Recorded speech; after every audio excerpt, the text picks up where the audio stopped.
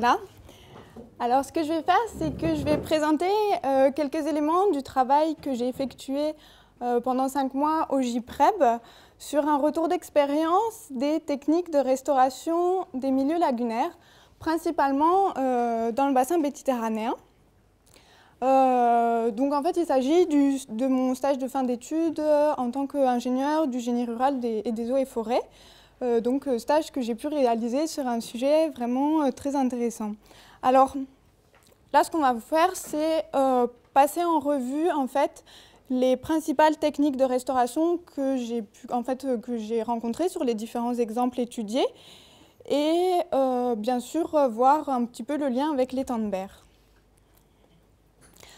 Alors en fait, j'ai choisi un certain nombre de sites, principalement sur le bassin méditerranéen, à quelques exceptions près. Sites qui ont été sélectionnés tout d'abord parce qu'ils ont subi une dégradation, mais également un processus de restauration qui peut être soit en projet pour le moment, en cours ou bien déjà achevé. Et à travers ces exemples, effectuer un retour d'expérience. Je précise juste que le but n'était pas d'avoir un ensemble exhaustif, donc si vous connaissez d'autres exemples que je n'ai pas rajoutés, eh ben, c'est certainement normal. Quelques sites ont été étudiés également plus loin que le bassin méditerranéen, principalement pour ce qui concerne la transplantation des zostères, parce que dans ces deux pays qu'on voit ici, les choses sont un peu plus avancées que chez nous. Alors, M. Aronson nous a expliqué tout à l'heure quelques éléments de la restauration écologique, et en particulier, il a abordé la notion d'état de référence, qui est un élément important pour tout projet de restauration. Alors, je rappelle, la référence, en fait, c'est ce vers quoi on va tendre au cours du projet de restauration. Et bien sûr, c'est quand même important de se poser la question et de réfléchir sur la notion de référence, parce que, très logiquement, on va mieux quelque part quand on sait où on va aller, d'où l'intérêt de définir avec précision, dans les détails, l'état de référence que l'on a choisi. Alors, ce qui se passe dans les faits sur les sites que j'ai étudiés, en fait, on a rarement une mise en œuvre du moins explicite de cette démarche. La plupart du temps, ce qui ressort, c'est qu'on cherche à améliorer la situation sans forcément préciser beaucoup plus. Il y a juste quelques petites exceptions, en fait, où on a réellement réfléchi à l'état de référence qu'on voulait atteindre. Je citerai le lac Nakaumi au Japon, où le projet de restauration est en ce moment à ses débuts, et on a défini comme état de référence le lac dans les années 1950. Également, plus près de nous, le lac Ishkel en Tunisie. Là, on a défini des critères précis en ce qui concerne en particulier la salinité de l'étang. Monsieur Kinou nous a également parlé hier du lac de Tunis. Alors là, on est vraiment allé très loin dans la définition d'une référence, qu'on a donné tout un tas de critères, de paramètres sur lesquels on voulait tel ou tel résultat. On a donné des niveaux de résultats. Là, vous avez quelques images du lac de Tunis. Mais sinon, à part ces exemples, cette démarche est rarement mise en œuvre.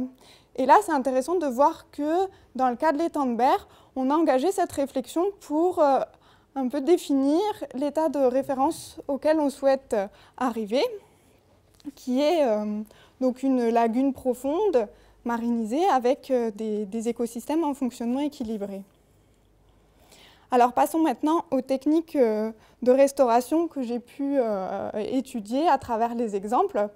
Alors, je suis désolée, je ne vais pas présenter des techniques totalement novatrices auxquelles des gens auraient pensé et auxquelles on n'a pas pensé ici. Beaucoup de gens ont les mêmes idées. Et ça découle certainement du fait qu'en fait, à travers tous les exemples que j'ai étudiés, le problème qu'on rencontre majoritairement sur les lagunes, c'est souvent l'eutrophisation. Et pour pallier ce problème, on pense souvent d'abord à réduire les apports en nutriments qui sont responsables de cette eutrophisation. C'est ce qu'on rencontre vraiment sur la majorité des environ 35 sites que j'ai pu étudier. En France, sur tous les sites français que j'ai étudiés, cette technique a vraiment été toujours mise en œuvre et c'est souvent celle sur laquelle on insiste le plus. Là, vous avez quelques exemples. À droite, c'est sur l'étang de Bages-Sigean. Vous voyez les apports en azote total par les différentes stations d'épuration qui sont autour de l'étang. En bleu en 2005, en rouge en 2009, et on voit donc une réduction de ces apports. À gauche, ce graphique nous a déjà été présenté. C'est un peu les résultats, les conséquences des réductions des apports. Alors cette fois, pas de nutriments, mais de substances polluantes dans l'étang de Berre qui montrent une diminution de la concentration en polluants dans les sédiments. Alors cette technique est évidemment nécessaire parce que si on veut restaurer le milieu, il paraît vraiment logique de déjà diminuer ou restreindre, quand on ne peut pas forcément éliminer complètement, les causes de sa dégradation. Donc il est vraiment nécessaire, mais bon, je ne vous apprends pas forcément grand-chose, de passer par cette étape pour restaurer un milieu, principalement les milieux eutrophisés. Ce qu'il y a, c'est qu'on peut pointer quelques inconvénients. C'est une démarche qui est souvent coûteuse, parce qu'il faut travailler bien sûr à l'échelle du bassin versant. Elle peut être difficile dans certains pays, je pense en particulier aux pays en développement qui n'ont pas forcément de système d'assainissement aussi perfectionné que chez nous. Et de plus, cette technique peut parfois s'avérer pas forcément suffisante, et là intervient la notion d'hystérésis. Alors, on va l'illustrer par ce petit graphique.